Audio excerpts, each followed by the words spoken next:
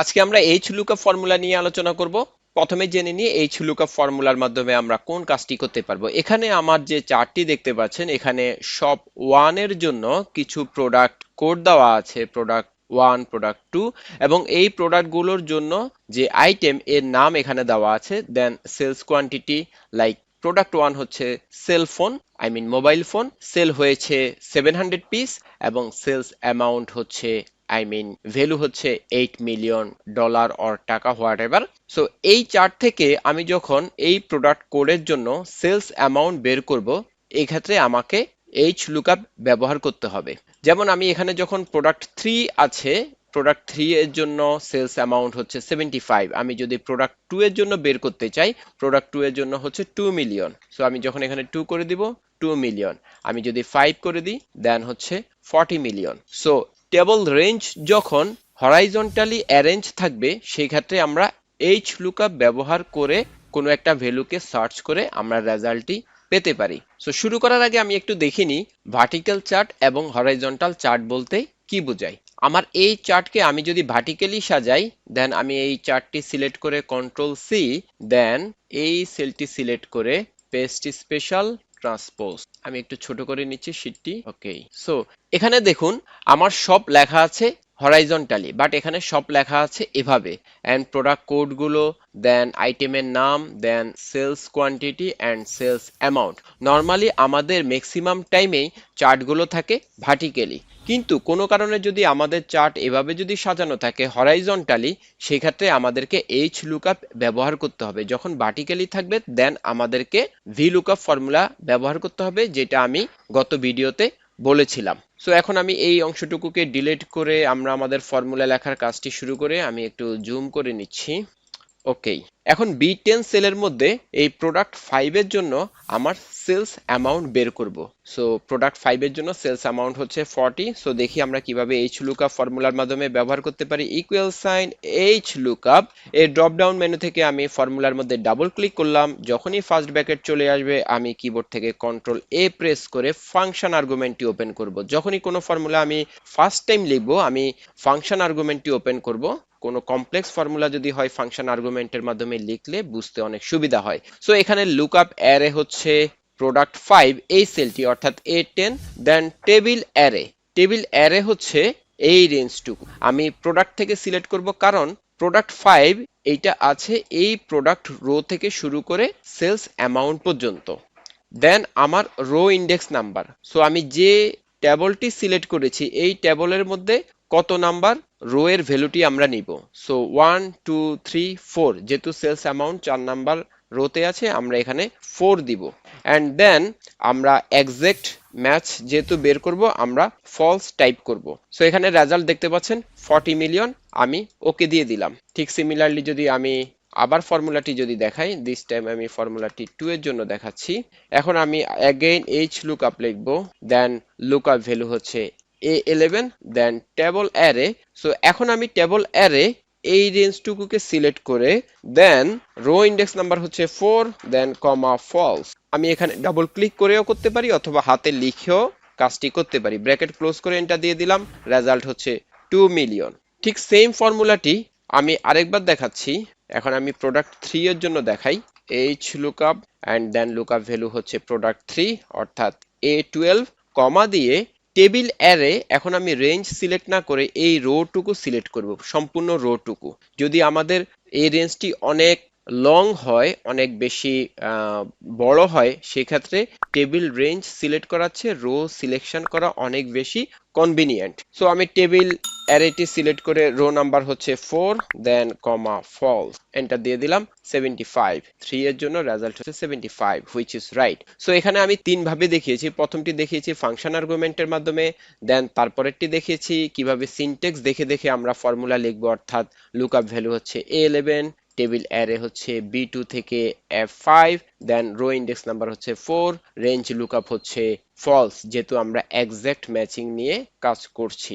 And then এখানে আমি দেখিয়েছি কিভাবে রেঞ্জ সিলেক্ট না করে যদি আমি রো সিলেক্ট করি, দেন আমি কিভাবে ফর্মুলাটি লিখতে পারি। সো HLOOKUP ফর্মুলাটি একদমই VLOOKUP এর মতো, শুধুমাত্র এইচ লুকআপ ফর্মুলা হরাইজন্টালি কাজ করে।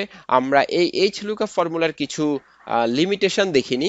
এইচ লুকআপ ফর্মুলা শুধুমাত্র টপ মোস্ট রো থেকে ভ্যালু সার্চ করে, অর্থাৎ আমি যদি এখানে আইটেমের জন্য, লাইক আমি দেখিয়ে দিচ্ছি আইটেমের জন্য প্রোডাক্ট কোড কি হবে এই কাজটি আমি করতে পারবো না। ওয়াচ, যেমন ধরেন এই ওয়াচ আইটেমের জন্য প্রোডাক্ট কোড কি হবে এই কাজটি আমি এইচ লুকআপ ফর্মুলার মাধ্যমে করতে পারবো না, কারণ এই ওয়াচ এর উপরে আছে প্রোডাক্ট কোড। যে ভ্যালুগুলো নিচে থাকবে, অর্থাৎ ওয়াচের নিচে আছে sales quantity, sales amount, so ওয়াচকে আমি লুকআপ করে এই সেলস কোয়ান্টিটি এবং সেলস অ্যামাউন্ট বের করতে পারবো, বাট ওয়াচের জন্য আমি প্রোডাক্ট আইডি বা এটি কোন শপে আছে এই ভ্যালুগুলো আমরা বের করতে পারবো না। সো এটা হচ্ছে এইচ লুকআপ ফর্মুলার একটি লিমিটেশন, শুধুমাত্র নিচের ভ্যালুগুলো থেকে আমরা ভ্যালু সার্চ করতে পারবো। দেন এইচ লুকআপ ফর্মুলা শুধুমাত্র আমাদেরকে একটি রেজাল্ট দিবে। যেমন ধরেন এখানে প্রোডাক্ট 5 এর রেজাল্ট হচ্ছে 40 মিলিয়ন, আমি যদি এই 1 কে 5 করে এন্টার দিই এই রেজাল্টটি 8 আসবে। সো দেখুন রেজাল্টটি চলে এসেছে 8, কারণ এইচ লুকআপ ফর্মুলা যখন এই প্রোডাক্ট 5 কে খুঁজে পেয়েছে আর নেক্সট এই কলামগুলোর মধ্যে সার্চ করবে না, এই কারণে এখানে 5 এর জন্য যে ভ্যালু 40 মিলিয়ন এই রেজাল্টটি আমরা পাচ্ছি না। সো এটা এইচ লুকআপ ফর্মুলা শুধুমাত্র আমাদেরকে একটি রেজাল্ট দেয়। এবং এখানে আপনারা দেখতে পাচ্ছেন সলিউশন গুলো লেখা আছে। সো প্রথম যে সলিউশনটা সেটা হচ্ছে আমরা ইন্ডেক্স, ম্যাচ অথবা লুকআপ ফর্মুলার মাধ্যমে সলভ করতে পারি, অথবা যারা অফিস 365 এক্সেল ইউজ করেন তাদের জন্য একটি অ্যামেজিং ফর্মুলা আছে X lookup. And then H lookup formula একটি রেজাল্ট দেয়, এই কাজটি আমরা অ্যারে ফর্মুলা বা বিভিএ কোডিং এর মাধ্যমে সলভ করতে পারি। দেন সেল ফরম্যাট সেনসিটিভ, এই জিনিসটি কি আমরা একটু দেখিনি। যদি আমাদের এই প্রোডাক্ট কোডগুলো এমন হয়, দেন 20, আমি জাস্ট কিছু প্রোডাক্ট কোড এখানে লিখছি।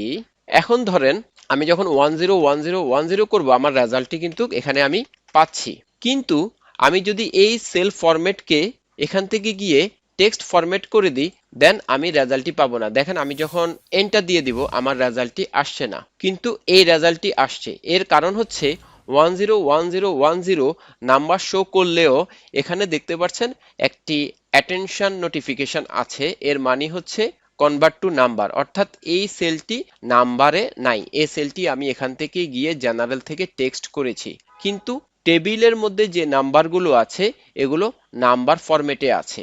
এই কারণে 101010 টেক্সট ফরম্যাট এবং নাম্বার ফরম্যাট থাকার কারণে আমি এখানে রেজাল্টটি পাচ্ছি না। সো সেল ফরম্যাট খুবই ইম্পর্টেন্ট একটি বিষয়।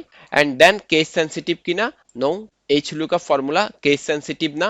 যেমন ধরেন আমি যদি এই ওয়াচের জন্য সেলস কোয়ান্টিটি বের করতে চাই, দেন আমার ফর্মুলাটি হবে এইচ লুকআপ, দেন লুকআপ ভ্যালু হচ্ছে E10, দেন কমা, এই ক্ষেত্রে আমি টেবিল অ্যারে সিলেক্ট করব এই আইটেম থেকে। এই ফর্মুলার মধ্যে আমি শুরু করেছিলাম প্রোডাক্ট কোড থেকে, যেহেতু আমি প্রোডাক্ট কোডের জন্য ফর্মুলাটি লিখেছিলাম এখানে, বাট এখানে আমি আইটেমের জন্য ফর্মুলাটি লিখছি। সো আইটেম থেকে শুরু করে আমি নিচে যতটুকু ইচ্ছা ততটুকু সিলেকশন করতে পারি, নো প্রবলেম। দেন কমা, রো ইন্ডেক্স নাম্বার হচ্ছে 2, যেহেতু আমরা সেলস কোয়ান্টিটি বের করছি, সো কমা 2 দিয়ে ফলস লিখছি, কারণ হচ্ছে এক্সাক্ট ম্যাচিং, এই জন্য ফর্মুলাটি আমরা লিখছি। আমি এন্টার দিয়ে দিলাম, রেজাল্ট হচ্ছে 650। এখন আমি যদি এই ডাব্লিউ কে ছোট হাতের ডাব্লিউ করে দিই, স্টিল আমি রেজাল্টটি পাচ্ছি, যদিও এখানে বড় হাতের আছে, অর্থাৎ H lookup formula not case sensitive. So এটি কেস সেন্সিটিভ করার জন্য এক্সাক্ট এই ফর্মুলাটি ব্যবহার করা যেতে পারে। আমি এখানে লিখে দিই এক্সাক্ট, এই ফর্মুলা ইউজ করে আমরা এক্সাক্ট ম্যাচ করে ফর্মুলা বের করতে পারি। Then this formula works in horizontally. So আমি প্রথমেই বলেছিলাম এই ফর্মুলা শুধুমাত্র হরাইজন্টাল চার্টের জন্য কাজ করে, যদি ভার্টিক্যাল চার্টের জন্য কাজ করতে হয় দেন আমাদেরকে ভি লুকআপ ফর্মুলা ব্যবহার করতে হবে। কিছু ইম্পর্টেন্ট বিষয় একটু দেখে নিই। এটি এক্সেল এর অল ভার্সনে কাজ করে এবং সিনট্যাক্স হচ্ছে লুকআপ, দেন টেবিল অ্যারে, এখানে table array spelling okay, table array, then row index number, then range lookup, true and false হবে যখন আমরা এক্সাক্ট ম্যাচিং করব। আমরা দেখেছি কেস সেন্সিটিভ না। দেন অপারেটিং হ্যান্ডেল করতে পারি কিনা, this is not applicable. Wild card use করতে পারি কিনা, ইয়েস, ওয়াইল্ড কার্ড ইউজ করতে পারে। সো আজকের কুইজ হচ্ছে কিভাবে আমরা ওয়াইল্ড কার্ড ইউজ করে ভ্যালুটি পেতে পারি, অর্থাৎ যেমন ধরেন এই ওয়াচেস এর পরে যদি থাকে লাইক রিস্ট, সো আমরা যদি রিস্ট ওয়াচ বের করতে চাই, এখানে দেখতে পাচ্ছেন আমার রেজাল্টটি আসছে না। সো আমি যদি এখানে এই ফর্মুলার মধ্যে ওয়াইল্ড কার্ড ইউজ করি দেন আমি এই ভ্যালুটি পেতে পারি। সো কিভাবে আমরা ওয়াইল্ড কার্ড ইউজ করে এই এইচ লুকআপ ফর্মুলার ভ্যালুটি পেতে পারি এইটা আমাদেরকে কমেন্টসে জানাবেন। আজকে এই পর্যন্তই। যারা এখনো চ্যানেলটি সাবস্ক্রাইব করেননি চ্যানেলটি সাবস্ক্রাইব করে নিন। স্ক্রিনে দেখতে পাচ্ছেন এই ভিডিও সিরিজে আমরা কি কি ফর্মুলা নিয়ে আলোচনা করেছি, which is really helpful for you all the playlist link is given in description. Check it out if you want to be master in Excel. So see you in next tutorial. Till then, tata.